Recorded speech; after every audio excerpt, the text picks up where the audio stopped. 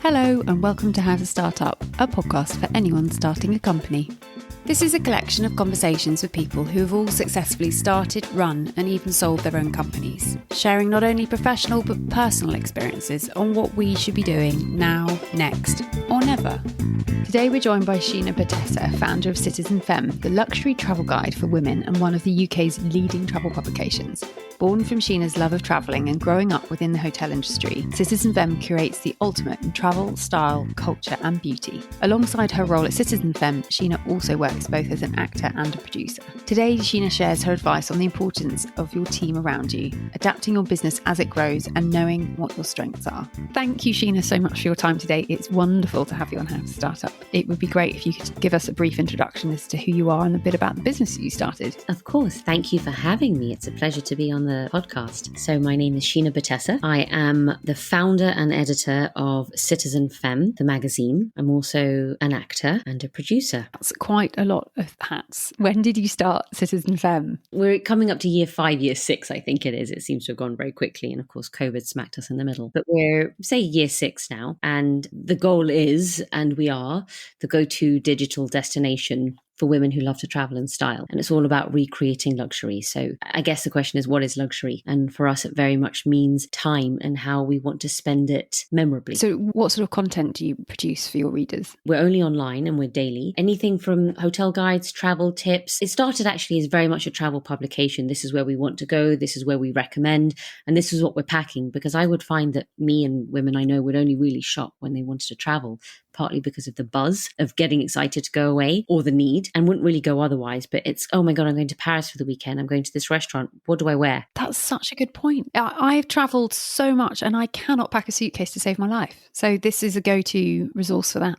So it's meant to be helpful there. And then that's kind of grown into, we're innately nosy people. And that's, of course, why social media does so well. So what does that brilliant woman do? And where does she want to travel? And what advice does she have? And if I'm traveling with a kid, where's good?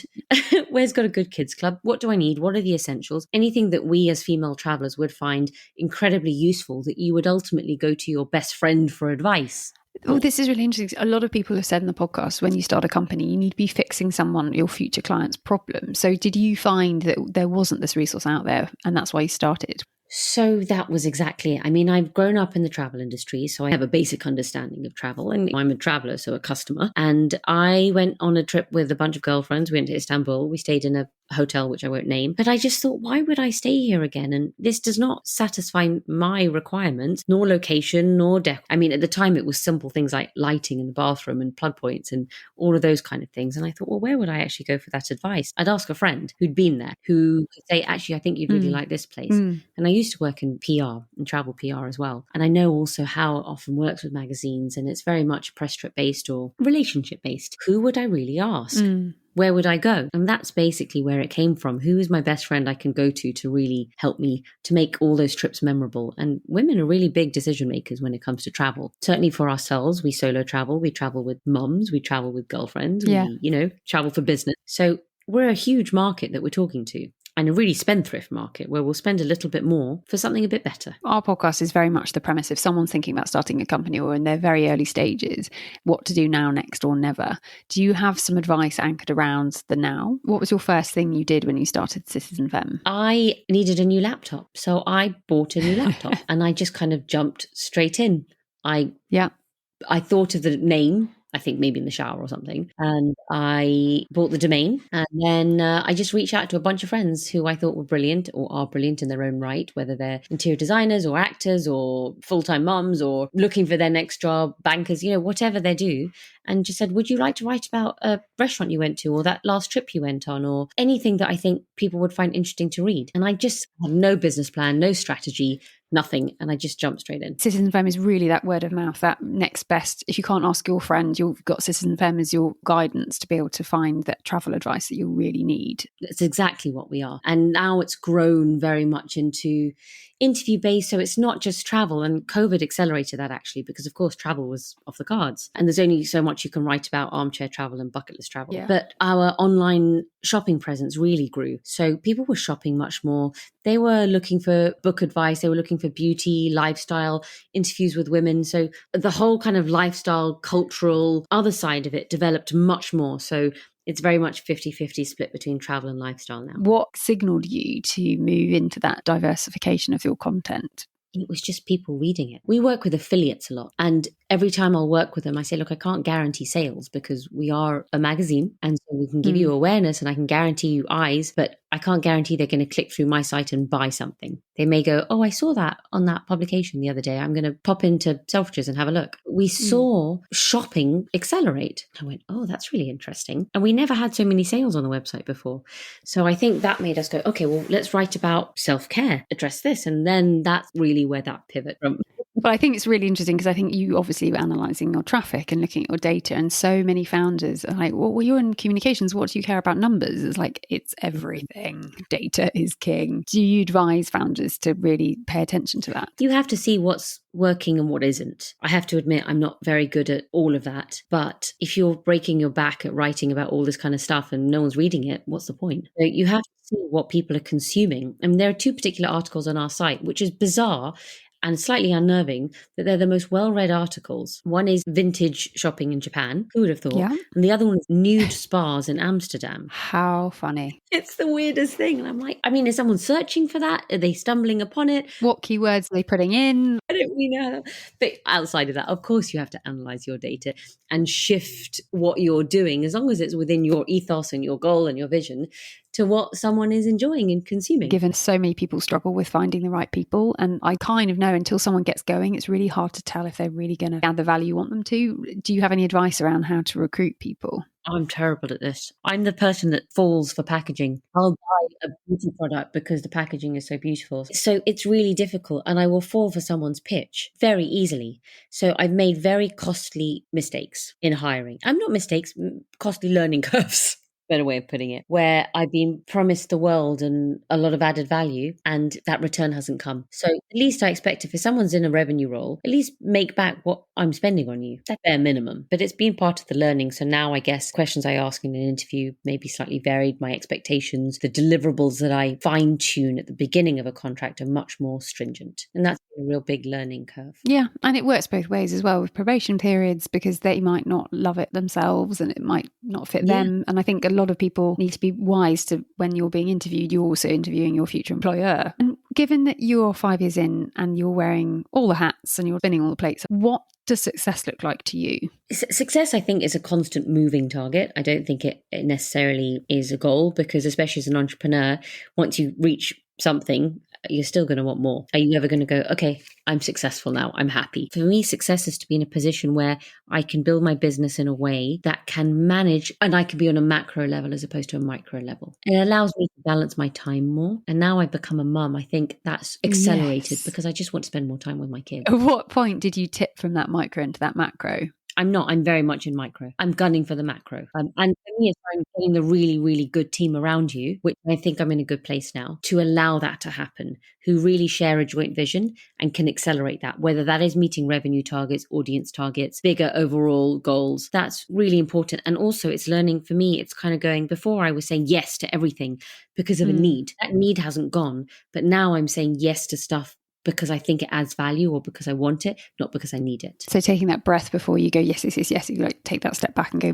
consider decision. That might be a brand partner where I'm saying yes to ones just because I need the revenue. I'm not saying I don't need the revenue. I definitely do need revenue, but I feel like I'm now able to be more selective. And maybe that's just because the team I have around me now is supporting that goal and I feel confident that they can deliver. It's so true. For me, I loved it when I started, but I love it so much more now. I have brilliant people around me. And today I was joking, saying I learned something about Canva from one of my team members. I was like, oh, I'm learning from you. This is great. And it's just a joy because they get excited about it. They've got the bit between their teeth. They're getting job satisfaction. And I guess if you're a people person, that is part of the job. But I wouldn't be without them. I absolutely love them. So yeah, I'm with you completely on that. But interesting with that macro sort of umbrella view of your business rather than being in the weeds the whole time. It would be so good to get there. I will race you.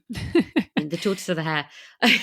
Yeah, exactly. And that's the one thing I learned from my father. It's just having the right team. It is everything. And for me, it's about taking someone on that's better than me at what they do. Because I'm certainly no expert in everything, barely anything. But if I can learn from someone else because they know what they're doing, great. Then you add that value. It saves me doing that and having to learn for years of experience that someone else is bringing to a business, which I don't have. So if you're willing to bring that expertise that you've worked so hard on for so many years and help me and teach me, I'm in. What challenges have you faced in scaling your digital magazine since you've launched? The biggest challenge is driving audience, because without audience, no one's going to spend any money, and then you can't drive more revenue. And it's a crowded airspace as well, but you've definitely made that cut through. You're a very well-established brand now in a very short time. Have you got any advice as to how you've built that brand? Thank you. We've got a long way off, but I think the one thing that people always say is, I love what you've created. How do you keep that aesthetic and content consistent? And it's just making sure your goal and the vision is maintained and everybody involved speaks the same language. So your sort of brand identity comes both visually and through your copy as well, I presume. And all of your team members have that same goal. And have you done anything around publicity or PRing your business? We're starting now, but I haven't until now. And that's been the big thing, is that we haven't spent any money on PR. And I'm rubbish at doing my own PR, ironically, having worked in PR. And I have also not spent any money on advertising. So it's all grown organically, which is lovely. That's incredible. That's absolutely incredible. And it's obviously, it's proving its worth in the sense that it's genuinely built. Well, given that you're 5 years in, you have a team around you, how do you manage that weight of responsibility on your shoulders? The biggest fear for me is just paying wages, because you've got other people's livelihoods. And, I don't want to be like, hey guys, we haven't made enough money. I can't pay this month, or it's a month late. That doesn't work. And there is no funding. There is no investment. It is just me. And ironically, it's my acting income that funds this, which is usually the other way around, because that's not the most stable of careers. So that is a scary challenge that I've managed so far. And now we're a team of 7. So we're small. Wow, that's substantial though. But growing. It went from 3 to 7 in the last 3 months. Is there any sort of practical tips you give a new founder in managing that weight of responsibility? Make sure you've got more coming in than going out. And really make sure, Really make sure. Just manage your cash flow. Be really clever about cash flow. Again, for an Indian, I'm really bad at maths. And I just kind of look at the numbers going, okay, this is what I've got coming on in the next 3 months, given that probably some of them will be late to pay about 2 months. What can I afford in the next 3 months? And that's literally how I've done it. So that pipeline, that mapping, that projection, that forecast. Exactly. Yeah. That goal is for the next 6 months. And then we're going to get another member for that. And then this is the goal for this month. And then we can increase salaries because everyone's doing so well. Yeah. And then we can grow here. And so it's literally just mapping that 3 months, and then 1 month, and then 2 years, and then 5 years. Well, there's a reason, I guess they call it a balance sheet. It has to balance. And it does baffle me actually how some clients pay late. It's like, we're all small businesses here. How do you think that that's okay? Like, do you have advice on chasing payments or setting up payment terms? You know what? I welcome any advice. It's so disappointing, because you're speaking to really big brands who are clearly paying their sales team, they're paying their accountants, they're paying companies to build new stores, yet they can't. It's very, very frustrating and very upsetting. Yeah. So I don't really have a solution for that. And I don't really like to go down a legal route, because that feels very fiddly and fussy and expensive. Yeah. When I've had introductory calls with clients, I set out our terms verbally, face to face, eye to eye, say, this is how we work. We are your partner. We're not a service department. We are here to help you, and we work as a partnership. And I sort of not read them right act, but very politely say, our payment terms are 14 days. There will be this much percentage increase after that. And I am so strict with it. The day it's late, I'm on the case. And someone else said to me once, try and get people to pay in advance rather than in arrears. Obviously, that's a tricky one when you're delivering product. Yeah, which is very much what I'm doing now. Everything is in advance. The more I found, the only thing I've learned is the sterner I am and the more blunt I am about it. And I'm not apologetic and never say sorry for something you've not done wrong. It's like, I'm really sorry to chase bucks. Like, no, you're not sorry. You're just chasing. It's like, this is late. Why? And people are like, okay. And it's happened a couple of times, but it's one of those frustrations that so many small businesses, when they're working with big businesses, it's almost the big businesses are more poorly behaved, which is, as you said, very disappointing. Oh, they are. Yes. Yeah. Very disappointing. What was the best advice that you were given when you started, and does it still hold true? The best advice I was given as my father is just do it. Just jump in. And that's what I've always done. My biggest problem is I'm fearless. That's not a problem. That's great. Well, I mean, you fall a lot when you're fearless. Yeah. But it's okay. I'm very lucky that I have someone to pick me up if I don't pick up myself, which also makes a very big difference. Yeah. That's a big advice. Just try. And have support around you. Yeah, just try. My husband is incredibly supportive. My parents are. Financially, I'm very much independent to make this business grow. I don't have that support. And so I need to make it happen, and I do. But emotionally supported, you know who your network is around you that will be there for you. Yeah. But that still stands true. Just try. That's the best advice I've been given. And that's what I've always done. Just try. Yeah. And how do you stay inspired, given that you're at that 5-year mark and probably quite tired? You have a 1-year-old as well. Loving it. I absolutely love what I do. I'm so excited every single day to grow new ideas. It's funny because I've just taken on an incredible new team member who starts in a month, and I'm very excited. And she said, it's great because we can do what we want. There's no one saying no. I'm like, yeah, basically, we are doing what we want. I want you to create what you want, have fun, go nuts. Yeah. As we stand today, there is no publisher behind us and no investor yet who's saying you can't do that. So we can have fun. And I'm constantly inspired by that, because why not? And them having your support in that as well, that really positive energy just to keep going for it. It's really inspiring. So you're inspiring them, they're inspiring you. It's a virtuous circle. Wonderful. And do you have any advice on managing sort of clients or suppliers, team members, all those stakeholders? I think you just got to be, in terms of your team members, you've just got to be constantly inspiring, constantly sharing ideas, constantly thinking of ways to grow. And each person has to be motivated. And as the founder and director, I want to make sure they are constantly motivated and enjoying what they do. Definitely. With regards to pricing, because it's such a tricky thing that so many people get very bashful about and insecure about owning their pricing, what advice would you have for founders around that? Don't undervalue yourself. I'm still learning this. And with superb team member Lucy Harford, who's just joined a month ago. Yes, she's fantastic. She's superb. And we put a proposal together, and I said, how about this? And she said, what? It should be triple. I went, oh, is that so? Okay, well, are you sure? And I was so nervous because I thought, well, are they going to really? That's quite a lot. And they bit. Yeah. So here I was, perhaps undervaluing the company that I am building. And she's looking at it from the outside, having just come in, going, no, you're undervaluing it. And from her experience, which is bringing her experience to me, which is more than I have. And I've gone, oh, okay, that's interesting. Let's try. Well, it goes back to bringing those external experts who have better experience in some fields than you do. And they can shine that light for you. Yeah. And I think just being resolute in your pricing and just owning it and not apologising for it. We're so good at saying sorry for things we haven't done wrong. Don't undervalue and own it. In pitching for new business, given that you'd be going out to brands for advertising potentially or partnerships, what advice would you have for someone in tackling that? I think this is the same that applies to actually starting a business. How are you adding value to someone's life, to someone's business? If you're not adding value, then it doesn't make sense. So we are bringing to you the audience that you are dying to speak to. We've got an audience of women predominantly in their 30s who've got some money to spend. Is that the audience you want to speak to?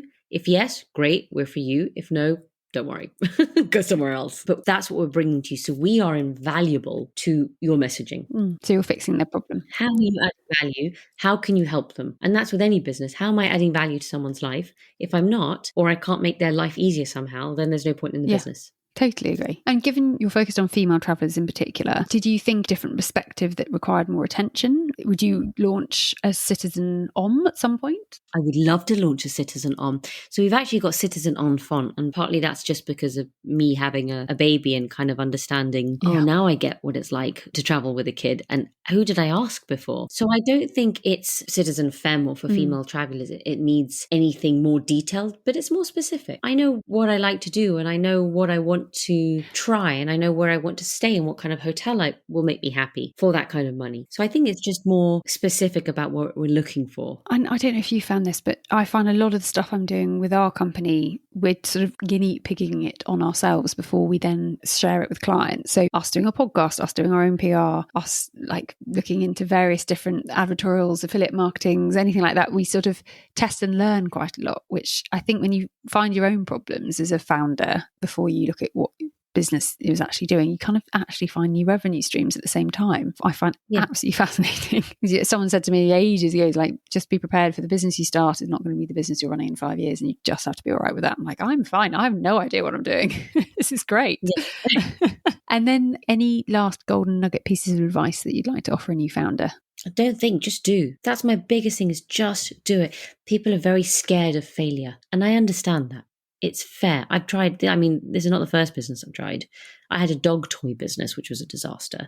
I've done all sorts, but you've got to just try and ask advice. I think also another thing Yeah. is don't have ego, because that's going to be the biggest thing that knocks you, is thinking you know it all when you probably don't. It does. I've definitely found, having come from a background of Chanel, which is a very, very, very well-established brand, everything was perfect. I've had to be very comfortable with the fact that every day I'm very likely to make mistakes and it's not going to be perfect, but done is better than perfect. So crack on. I remember having interviews. What's your weakness? I'm a perfectionist. Okay, fine, great. Well, I mean, sometimes perfect. No, perfect is boring.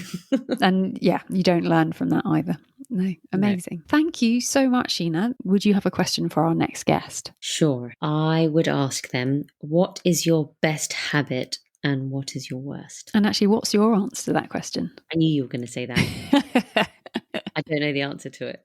I'm a perfectionist. I'm definitely not.